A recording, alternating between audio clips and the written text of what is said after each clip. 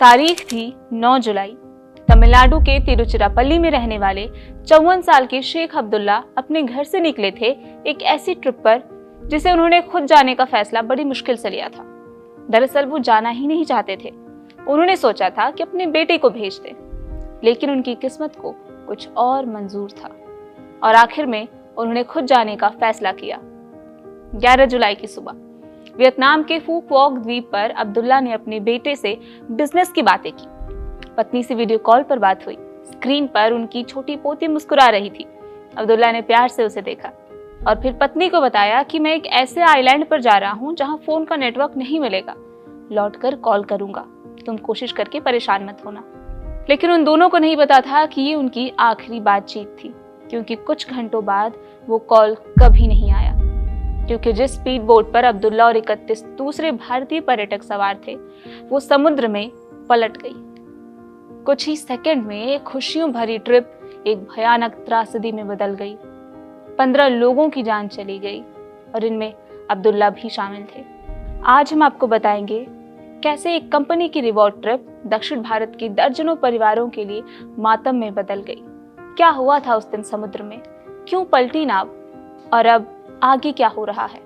जिस speed boat में ये हादसा हुआ उसका रजिस्ट्रेशन नंबर AG26751 था और ये मिन हुई फू quack trading and tourism company limited की थी। जहां ये हादसा हुआ होन में रूट आइलैंड पर, वो जगह जो अपनी खूबसूरती के लिए बेहद मशहूर है। ये जगह फू क्वाक के सबसे बेहतरीन कोरल रीफ डाइविंग पॉइंट्स में से एक मानी जाती है। यहाँ पहुंचने के लिए आमतौर पर पर्यटक नाव का सहारा लेते हैं, जिसमें 20 से 40 मिनट का समय लगता है। लेकिन वही सफर कभी ना खत्म होने वाला सफर बन गया। आपको बता दें कि दरअसल ये कोई आम टूरिस्ट ट्रिप नहीं थी। मोबाइल फोन बनाने वाली कंपनी लावा इंटरनेशनल ने अपने डीलर्स, डिस्ट्रीब्यूटर्स और कर्मचारियों के लिए एक रिवॉर्ड ट्रिप आयोजित की हुई थी वियतनाम के मशहूर टूरिस्ट डेस्टिनेशन फू क्वाक आइलैंड पर। और दक्षिण भारत से करीब 3 दर्जन लोग इस ट्रिप का हिस्सा बने। तमिलनाडु, आंध्र प्रदेश और केरल से 9 जुलाई को ये ग्रुप वियतनाम पहुंचा था। 13 जुलाई को इनकी भारत में वापसी भी होनी थी, लेकिन 10 जुलाई यानी ट्रिप की शुरुआत के दिनों में ही ये हादसा हो गया। आंध्र प्रदेश के गुंटूर से आए 48 साल के डिस्ट्रीब्यूटर आशीष कुमार भी इस ग्रुप में थे और वो इस हादसे में बच गए। उन्होंने PTI से बात करते हुए घटना की सटीक टाइमलाइन बताई है। उनके मुताबिक टूरिस्ट को अलग अलग बेंचों में बांटा गया था और स्पीड बोट से एक आइलैंड से दूसरे आइलैंड ले जाया जा रहा था। 11 जुलाई दोपहर में लोकल टाइम के मुताबिक करीब 1:30 बजे के आसपास उनकी बोट होन में रूट नुंगाई आइलैंड से निकली दूसरी जगह जाने के लिए, लेकिन बोट मुश्किल से 300-400 मीटर ही आगे बढ़ी थी कि वो पलट गई। हम फोटो खींच रहे थे और इससे पहले कि हम कुछ समझ पाते, ये हादसा हो गया। यहाँ एक बड़ा सवाल उठता है कि अगर 36 लोग पानी में गिरे तो 21 लोग बच कैसे गए और वो 15 लोग क्यों नहीं बच पाए। इसकी वजह बताई तमिलनाडु के पलानी के रहने वाले एक और सर्वाइवर निर्मल कुमार ने। उन्होंने PTI पर दिए अपने ऑडियो स्टेटमेंट में बताया कि बोट पर कुल 36 लोग थे और जब बोट पलटी तो जो लोग ऊपरी डेक या किनारों पर थे वो किसी तरह पानी की सतह पर आ गए और तैरने लगे। ऐसे लोगों की संख्या लगभग 20 से 21 थी।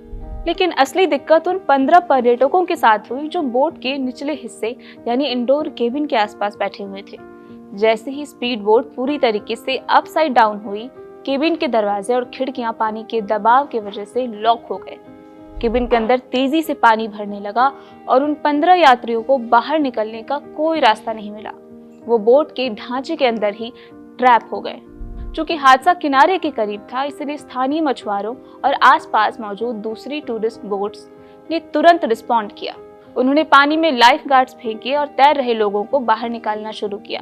इसके बाद वियतनाम के कोस्ट गार्ड और बॉर्डर गार्ड के 40 जवान 2 बड़े जहाजों और जेट स्की के साथ मौके पर पहुंचे।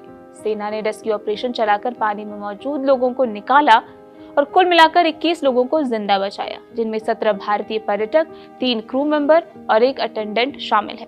लेकिन जब कोस्ट गार्ड ने पलटी हुई बोट के केबिन से लोगों को निकाला, तब तक उन 15 भारतीयों की मौत हो चुकी थी। 15 लोगों की हुई मौत में जो जान गंवाने वाले लोग हैं, उनका नाम भी हम आपसे बताते हैं। तमिलनाडु के रहने वाले 10 लोग हैं। उनमें सेंथिल कुमार जयवेल, मुरुगा प्रभु अरुमुगम, श्रीधर सुंदर राजन, शेख अब्दुल्ला अब्दुल मजीद, बालाजी नातेसन, विनय कुमार चित्तपुरम भास्करा, रविशंकर सुकुमारन, संतोष कुमार शांतिलाल जैन, बाबू कुप्पू स्वामी, अलगुराजन शिवा स्वामी। आंध्र प्रदेश से 3 लोग थे, नल्लापेटा रवितेजा आदि शशैया, श्रीधर मुडियम, जया लक्ष्मी गिल्ली, और केरल के 2 लोग एविकोट चेरियन थॉमस और लोवेनी थॉमस। ये सारे वो नाम हैं जिन्होंने इस हादसे में अपनी जान गंवा दी। इन भारतीयों की जान चली गई, लेकिन ऐसा हुआ क्यों? कोई ना कोई तो वजह रही होगी, क्योंकि हर साल औसतन 6 लाख इंडियंस वियतनाम घूमने जाते हैं और घूमकर वापस आ जाते हैं। लेकिन इस बार ऐसा क्या हुआ कि इतना बड़ा हादसा हो गया? इस पूरे मामले में 3 ऐसी कड़ियां हैं जो साफ तौर पर किसी बड़ी लापरवाही की तरफ इशारा करती हैं। पहला, ओवरलोडिंग की थियरी। सर्वाइवर निर्मल कुमार ने अपने बयान में साफ तौर पर कैपेसिटी से ज्यादा लोगों के सवार होने की बात कही है। जिस स्पीड बोट का इस्तेमाल किया जा रहा था उसकी सिटिंग कैपेसिटी कितनी थी? क्या टूर ऑपरेटर ने क्षमता से अधिक लोगों को बोट पर बिठाया? इसकी वजह से मामूली लहर आते ही बोट पलट गई। दूसरा, बोट की मैकेनिकल फिटनेस। वियतनाम की स्थानीय मीडिया रिपोर्ट्स के मुताबिक आइलैंड छोड़ने के तुरंत बाद बोट में कुछ तकनीकी खराबी आई थी, जिसके बाद उसका संतुलन बिगड़ा। तो अगर बोट में खराबी थी तो क्या ट्रिप से पहले उसका रेगुलर मेंटेनेंस चेक नहीं हुआ था? तीसरा, मेडिकल रिस्पांस में देरी। हादसे में बचे आशीष कुमार ने एक गंभीर सवाल उठाया है कि कोस्ट गार्ड ने लोगों को पानी से तो निकाला, लेकिन किनारे पर उनके पास कोई मेडिकल टीम या डॉक्टर्स मौजूद नहीं थे जो डूबने वाले लोगों को तुरंत CPR या फर्स्ट एड दे सके। इंटरनेशनल टूरिस्ट डेस्टिनेशन होने के बावजूद बुनियादी मेडिकल सुविधाओं का ना होना एक बड़ा सवाल खड़ा करता है। हालांकि जांच के बाद ही साफ हो पाएगा कि गलती किसकी थी या फिर कहां लापरवाही हुई। लेकिन जिन लोगों ने अपनों को खोया उनके जख्म तो कभी भी नहीं भर पाएंगे, क्योंकि यह हादसा सिर्फ एक नाव का पलटना नहीं था। यह हादसा था उन सपनों का डूब जाना जो इन लोगों ने अपनी कड़ी मेहनत के बाद देखे थे।